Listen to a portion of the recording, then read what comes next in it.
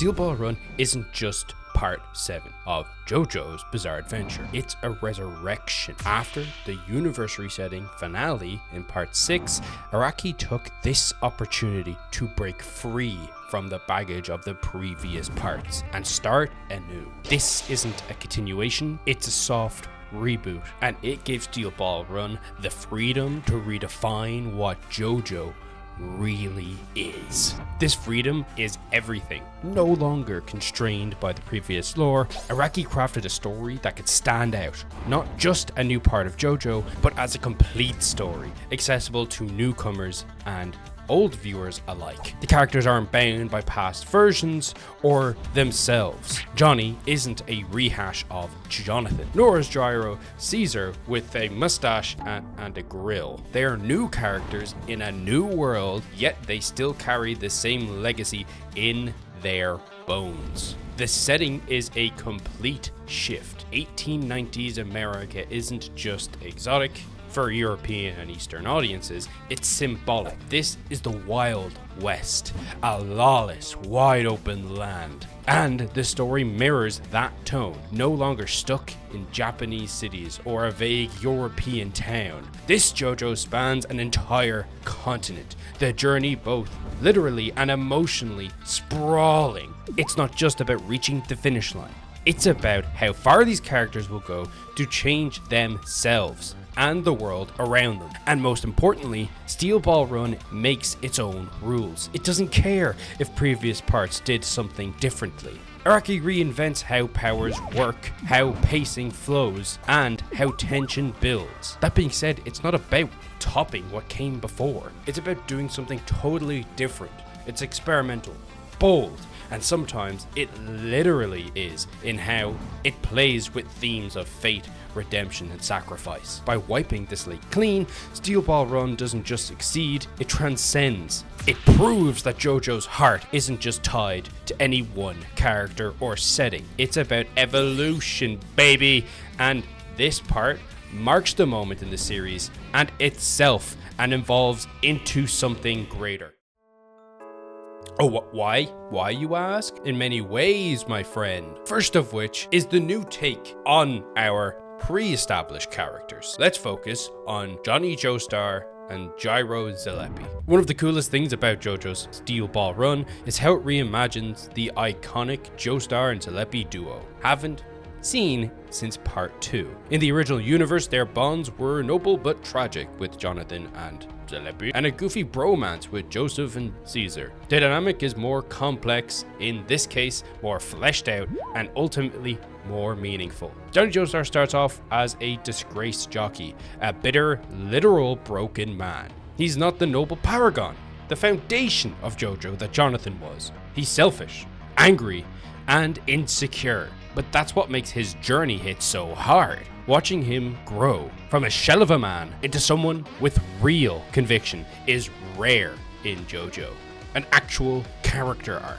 He doesn't just gain powers, he gains purpose. Then there is the undisputed best boy, Gyro Zalepi.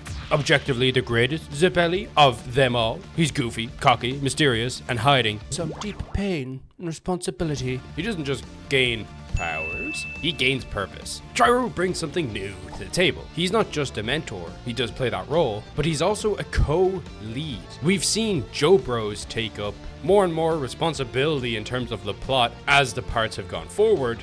However, never has it been more true than in part 7. This relationship isn't just a mentor and student, but it's a genuine friendship built on mutual respect and banter, and eventually a genuine deep trust. It's dynamic, it's funny, and it's heartbreaking. Together, Johnny and Gyro redefine what a JoBro or JoJo duo can be.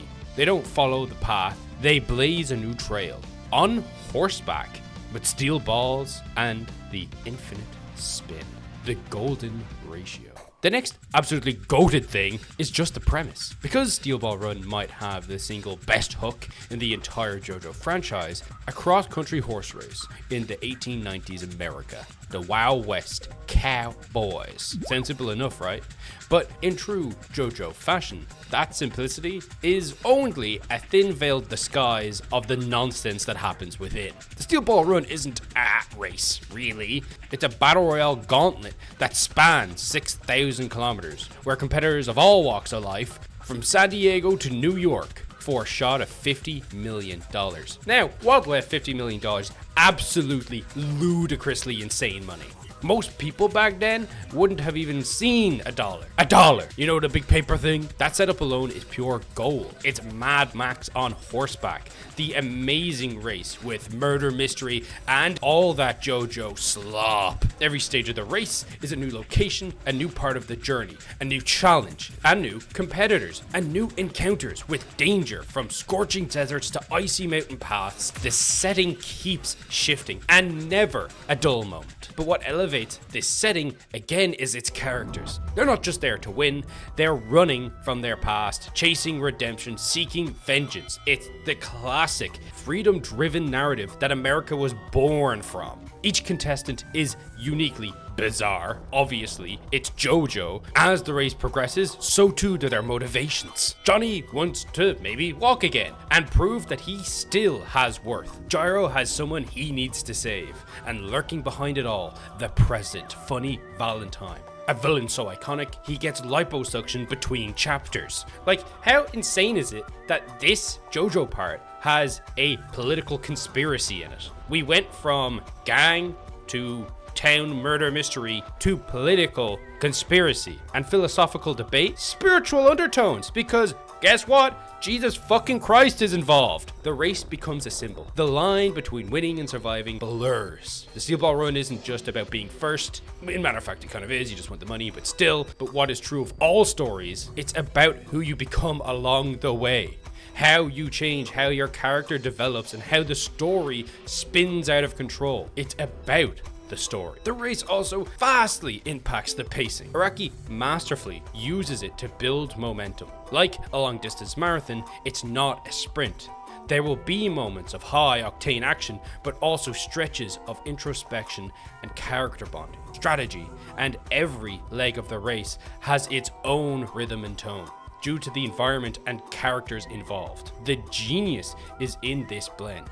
It's not just a shonen battle match. JoJo never really is, apart from in part 3. Or even like a racing anime or a western. It's all of those and more. It's Araki's take on all of it in one big JoJo potluck. Araki is throwing everything at the wall, and somehow, miraculously, it's all sticking. It's funny, it's tragic, it's violent, and it's weird as fucking hell. But above all else, it's genuinely compelling. The premise alone is enough to carry a series, but paired with the art style and the characters and the tension and all of the unknown that I've left out of this video, it becomes something unforgettable. This isn't just JoJo's best story, it's literally a accumulation of everything Araki has learned in the past 6 parts perfected. Like, they even perfect Hamon. And this is one of the most surprising things about Steel Ball Run, is how it delays the introduction of its main staple, its main big fucking JoJo stamp is stance. In fact, the first chunk of the story, it focuses on our 2 characters and the spin used by Gyro's steel balls. It's incredibly grounded technique. That's no accident. Araki actively sees this as this universe's version of Hamon. And within the story, it's more defined. The explanation for the power is far more satisfying than Hamon breathing. And you don't see Gyro do anything too ridiculous with it. Like in part 1, Jonathan makes a glider out of leaves. How? This slow rollout makes the world feel real. When powers do show up, they hit harder because, well, the story didn't need them to be exciting. Because it's just that good. It's a bold move, especially for a series that has been known for these ghost punching spirits since the 80s. But don't get me twisted, it's JoJo, of course there is stands. And when they do, they're some of the best in the franchise. It's not every week you get a stand, like in part 3, it's not a slogfest of uninteresting stand after uninteresting stand until you actually come across something remotely interesting. They're more abstract, more philosophical. Some stands evolve over time, evolving like a Pokemon, but each stage comes with an emotional weight and risk, much like Koichi's from part 4. Funny Valentine's D4C might be the most terrifying and thematically rich stand in JoJo. Unlike part 3, the stakes aren't just about power levels. They're about dimensions, sacrifice, and like national identity. More than ever, the stands are tied to the characters thematically and represent their growth or personal worldview. And I feel the key difference is that stands in Steel Ball Run are tools, not crutches. The focus stays on the characters and their choices and their transformations. Powers exist, yes, but they do not define the story in the same way that it has in the past. That restraint is what makes the moments with stands feel far more earned and deserved. It's a lesson in moderation, something shonen never really learns. Ball Run isn't just the best part of JoJo, because, well, that's part 2. It's a declaration. A declaration that Araki is a storyteller who refuses to settle. After decades of bizarre battles and incredibly absurd stands, he strips everything back to its core. Characters, journey, hormone, and heart. This part is the accumulation of everything that makes JoJo special, while also being the boldest reinvention of an anime to date. It's emotional, it's dangerous, it's weird, and it's deeply human. Johnny Joestar's arc of a broken cynic who is determined to become a hero, of all fucking things, is unmatched. Gyro's legacy, eternal. And Funny Valentine, such a good villain. It dares to be different. And that's saying something, because JoJo dares to be different. It's not chasing the popularity that it felt parts like part 3 were. It's telling a story that it wants to tell, at the pace it needs to tell it. And in doing so, it becomes more than just a good part of JoJo. It becomes a completely unforgettable experience. So whether you're an old man like me, who's been praying for a good adaptation of this part for years, or babyface newcomer who's just jumping in, Steel Ball Run is a ride worth saddling up for. Hey, monetization is a bitch, so like and subscribe. And if you want to check out another video, this one is about how Dio acts as the main character in part 1. Whether you want to believe it or not, it's true, I swear. Check the video, it's actually very insightful.